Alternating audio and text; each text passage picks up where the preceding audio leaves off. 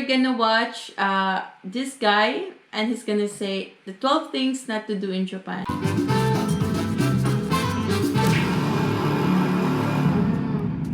So walking down the street whilst eating and drinking isn't illegal. You're not going to get shouted at and you're not going to get arrested by Ace Detective Sherlock Bones. But what you will get is the stare of disapproval. A lot of people don't know this one until you get here and never see anyone doing it. What you'll find is if someone wants to eat or drink something quickly outside, they'll buy at the convenience store and then eat it or drink it out the front. Same with vending machines. If they buy something from the vending machine, they'll drink it there and then next to the vending machine. The main reason is people are very conscious about keeping the streets clean here, and you don't want to ruin someone else's day by having them walk through your spilt coffee. That said, all you need to do to avoid the stare of disapproval is just stop and eat and drink whatever it is there and then. Maybe it's on a bench, maybe you're just standing at the side of the road, whatever. Just don't walk whilst eating and drinking and you'll be alright.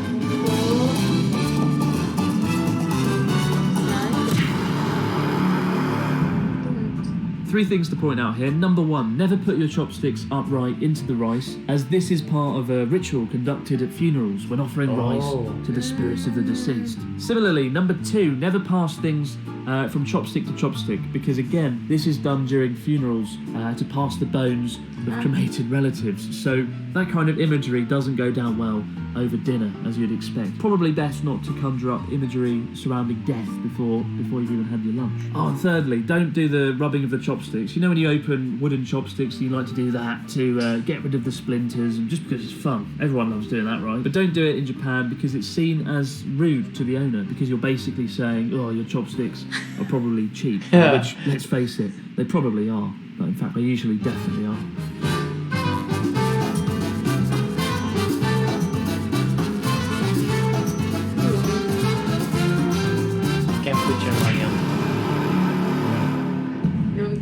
Probably the greatest thing about Japan ever, and the reason that I eat out several times a week, just because I save 20% automatically. In Japan, it's believed that customer service should always be exceptional, with staff giving 120% every time. 120%? 110%, 120% would be ridiculous. But it's not necessarily rude to tip someone, it just creates this awkward situation where the worker, the staff, would feel like you're assessing their... So you might think you're being nice by giving someone a tip, but you're not. You're just creating an uncomfortable situation for the worker, and they'll probably just reject your tip outright.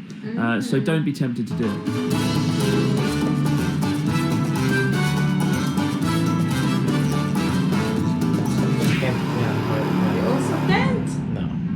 There's a real emphasis on being mindful when you're using public transport in Japan that's often completely absent in many countries. Numerous of the times that I've been riding a train in the UK and someone nearby has been screaming at their partner down the phone, and I felt like I was part of the argument, like some kind of unpleasant 4D experience. But given Japan's density, it's especially important to be mindful when you're stuffed in a train alongside fellow commuters, many of whom are sleeping as well. With that in mind, don't ever talk on your phone on the train. That's a massive, no thing to do here. And even talking loudly is looked down upon. If you're on a local train or a subway train and you get a phone call, just ignore it until you get off. And if you're on a bullet train, you can go to the little compartment in between the carriages and take your call there.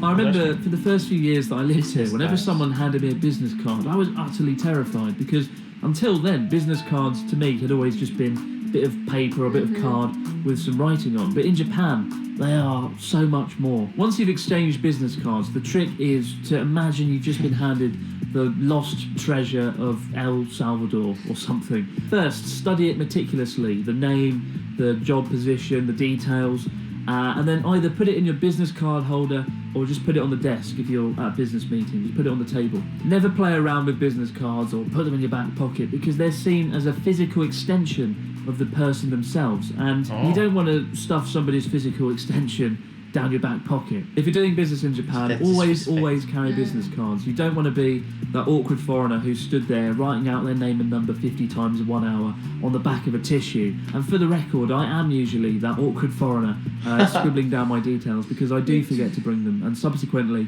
I hate myself when it happens.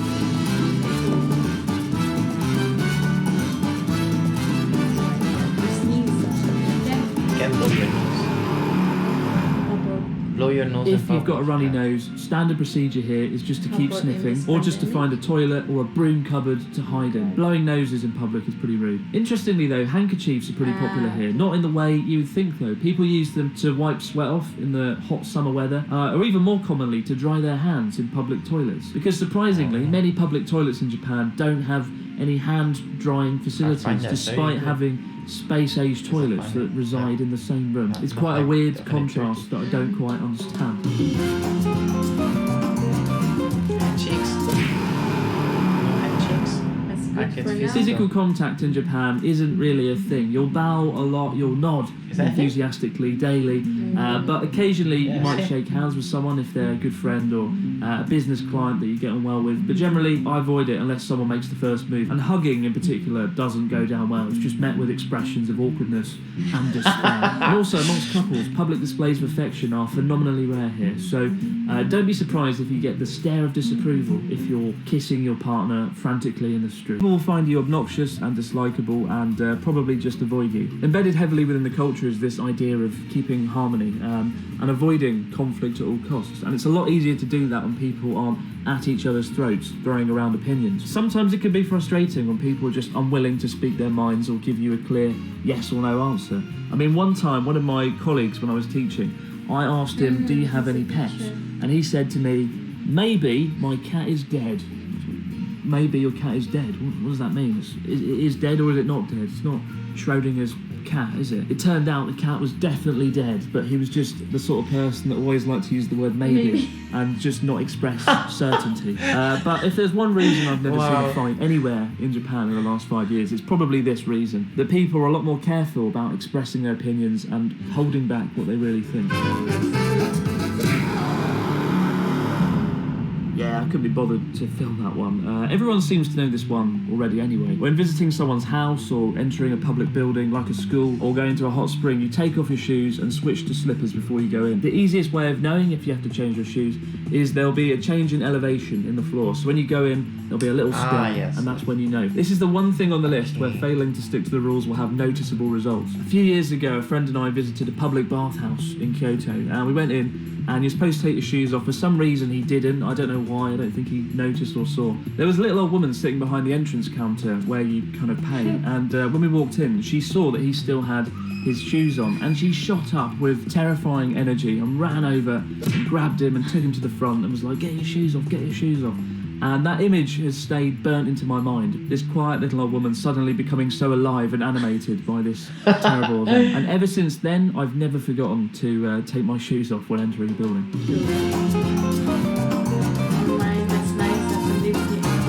There's a lot of nice things that I like. Look, there's no trash or what. For whatever reason, rubbish bins and trash cans are disturbingly rare in Japan. Outside of convenience stores, it can be a nightmare to find one. And the reason I put this on the list is because so many people, so many of you guys message me on Twitter saying, I'm in Tokyo and I can't find a bin, what should I do? I've wandered through Tokyo for up to 20 minutes sometimes, just in search of a bin and can't find one. The streets though, despite that, are shockingly clean here because people, if they can't find a bin, they just take the rubbish home with them. It can feel like some kind of mini game sometimes, going in search of a bin, because when you do find a bin, you feel a real sense of achievement. But despite that, don't be tempted to litter. Just keep trying and you'll find a bin one day. That's nice.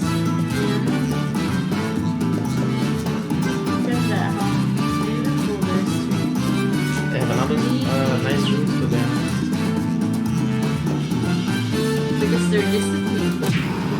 You have to wait until. Yeah. Seems like a fairly obvious addition to the list, and yet in the UK we just cross the street whenever the hell we want, whenever there's an opening in traffic, as opposed to waiting for the green light. Same as many countries. In Japan, however, people do not cross the road on a red light. It's incredibly rare, and it's one of the greatest ways of seeing this sense of order and obedience to the law that exists in Japan. If you stand at a roadside in Japan and there's no cars coming, you can't see any cars whatsoever, people still will not cross the road until it goes green. Over the years of the many friends I've had come to visit me here, this is the thing that shocks them the most. The idea of not crossing the street when there's no visible cars there. The idea of abiding by a rule that doesn't seem necessary. And yet, for me personally, the main reason I abide by it is after a few years of being here, you don't want to stand out. You don't want to be this stereotypical rule-breaking foreigner. And as well as that, you don't want to run the risk of getting caught out by the police. So those are two things worth taking into consideration before you dash across the seemingly empty road. And the last one, don't worry about not knowing anything about Japanese etiquette when you come to Japan.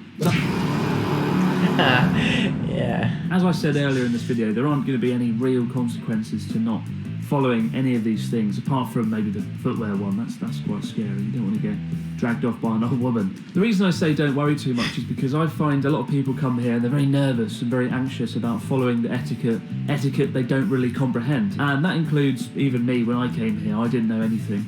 And I was constantly anxious and nervous that I was making mistakes. But really, as a foreigner in Japan, you get a kind of a free pass to make mistakes. People are understanding and they're kind and they will let you off. So don't become too nervous about following all the rules. Do your best, but don't become a nervous wreck. So those are my 12 things not to do in Japan. But what have I missed out? Let us know in the comments section below. I've probably missed out. Don't ever be late.